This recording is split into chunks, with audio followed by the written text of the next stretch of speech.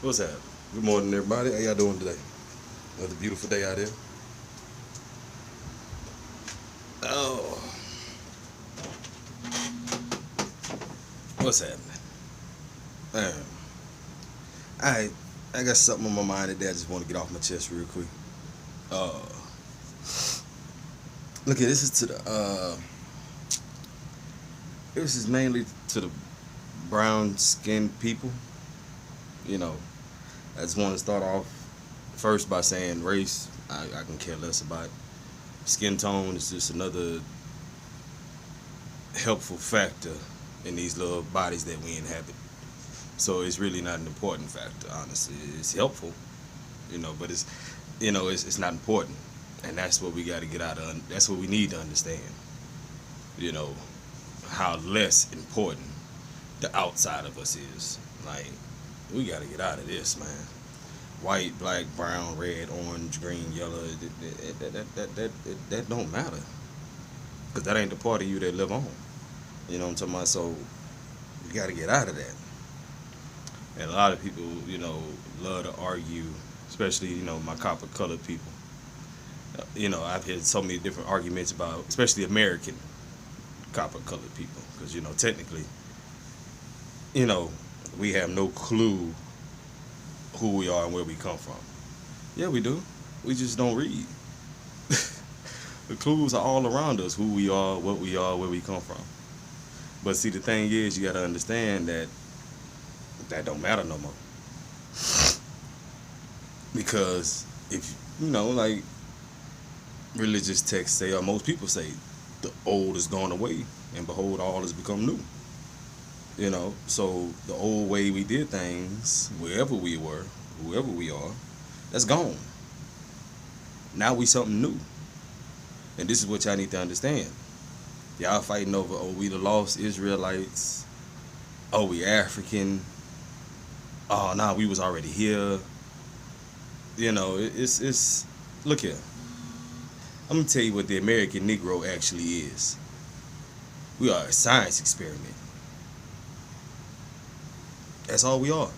We are a science experiment on a massive scale, and it worked. And once again, all you gotta do is read into these religious texts, and it tells you this. See, y'all read the story of the Bible and the creation, then y'all, for those in the Kemetic life, y'all read the pyramid texts and the hieroglyphics, and then those in the Sumerian culture, y'all understand who the Anunnaki are. So, once again, y'all taking this all the wrong way. It's a mistranslation. Or, I'm not going to say a mistranslation, but you're looking at it only from one point of view.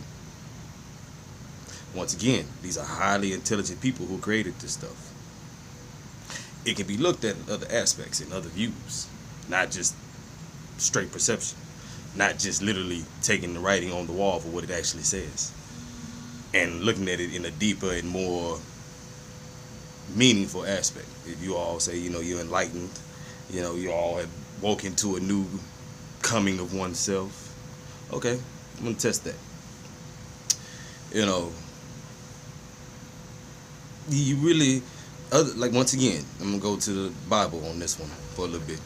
When it says, Adam and Eve, God created Eve from Adam's rib. Yes. Now, once again, nobody asked the question, like, well, if this is the most omnipotent being there is, what was the purpose of removing the rib? But scholars say, well, he wanted to make an exact copy of Adam, just in woman form. Once again, this is the most omnipotent being. A thought can make that happen. Just as a thought created the earth, just as a thought created everything else.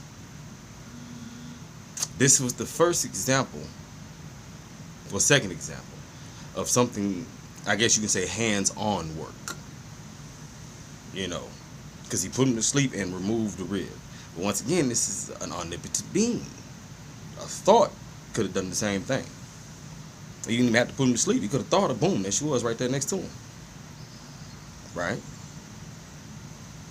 I know a lot of y'all gonna argue with me, but you know this. But once again, you don't use the God angle because once again, this is God. So if God so chooses, God can think, and that so she shall be. So what is the significance of the rib? Why? Well, you know, for intelligent, well, I ain't gonna say intelligent people because everybody's intelligent in their own way. But for those in a genetic standpoint, they would say for DNA. He removed a piece of him in order to extract his DNA to make it do, you know, to make a copy. That's also a plausible theory. It makes sense also if you want to look at it from the man aspect, because this is how man would have to do it, and y'all can't sit there and say no. What you talking about? We do it right now with the cloning the cows, the cloning the sheep.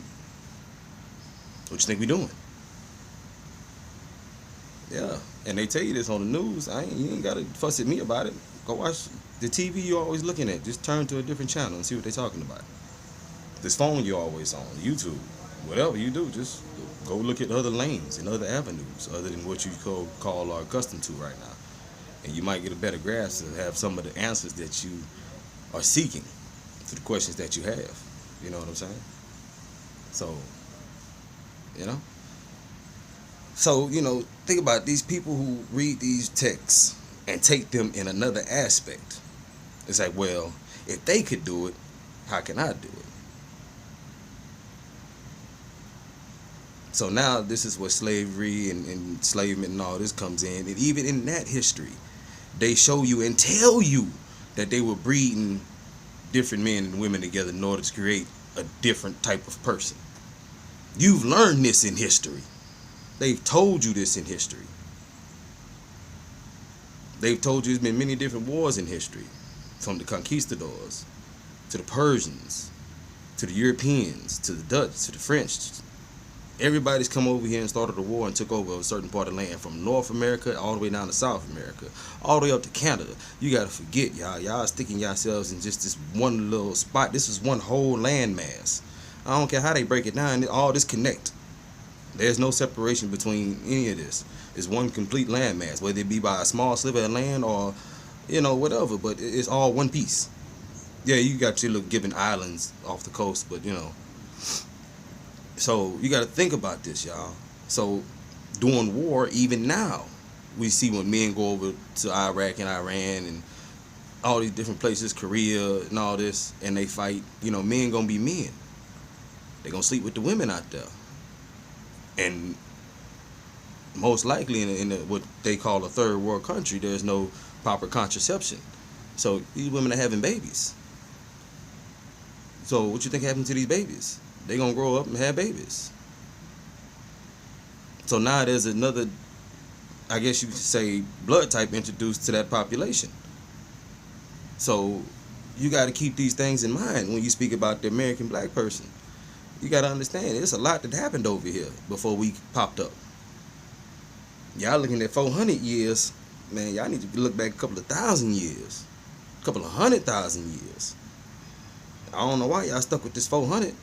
Yeah, 400 is when we popped up.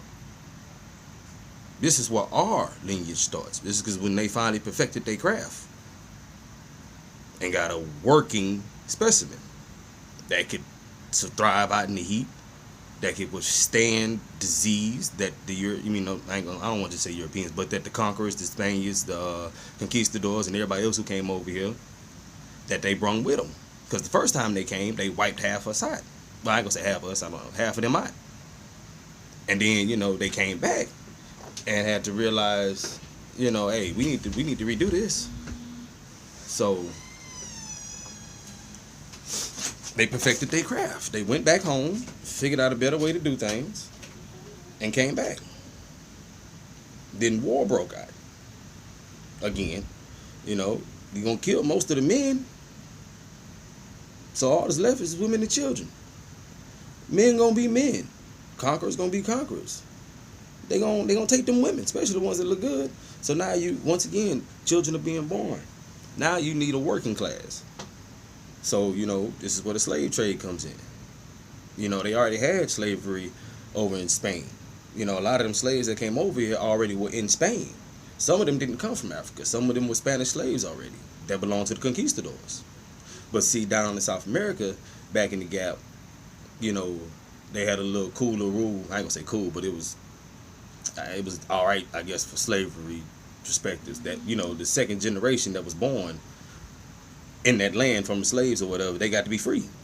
So this actually was a give and a take because it developed a problem because they still needed slaves. So they had to keep bringing people in. This is why you see a whole fluctuation of so many African descent people in South America. Come on. But then North America was like, well, we ain't fit to go through all that. So it was much. See, now y'all thinking that North Americans went over to Africa, grabbed Africans and came back. And that don't make sense. That's stupid. That's not cost efficient. That's not good business.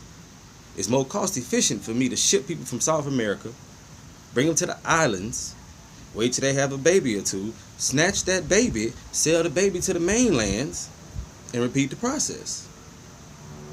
It ain't that far of a trip from South America to North America. It's quicker, it's more cost efficient, and they bringing them in by the dozens anyway, so I ain't got to go over there because they doing it.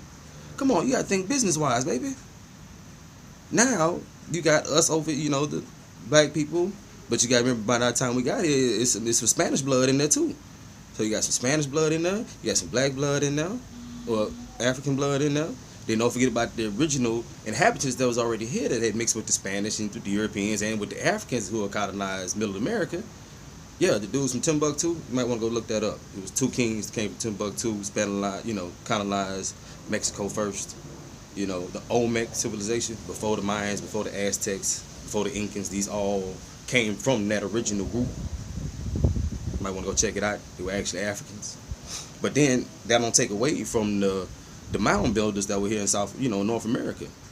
The Mississippian culture that stretched all the way from, I want to say Ohio, all the way down to Texas, and the Mississippi Valley. So they were here. So it was a lot of people that was already here. And y'all got to go look at this. So putting all this together with the Europeans, and then you got to remember, men gonna be men. It's a whole bunch of screwing going on. So babies are popping up. And since we're in a climate, that's mostly tropical, a lot of the people that were here, 9 times out of 10, are going to be dark-skinned. That's why you see so many of us over here. So, we African, we Spanish, we European, we Egyptian. The American Negro is actually all of these things combined into one. Look at your history. It's a proven fact, not one place on this plane was untouched by some other foreign soil. This is who we work for. Come on, y'all. So stop arguing about it. Now what you need to figure out is what we're going to call ourselves. That seemed more of a better solution to me. Instead of arguing where we come from, understand that we come from everywhere, understand what happened, understand what really went down. Now you figure out, okay, well, we got roots everywhere. You run our DNA, everything gonna pop up. Which is cool. Because technically, if you look at the American Negro, we can survive in any climate. We adapt quicker than anybody. Because we were bred to be this way. We are technically a new creation. Roughly about 400 years old. So, let's stop fighting about what we were or what we come from, and let's figure out what to call ourselves. It's just my thought. Talk to y'all later.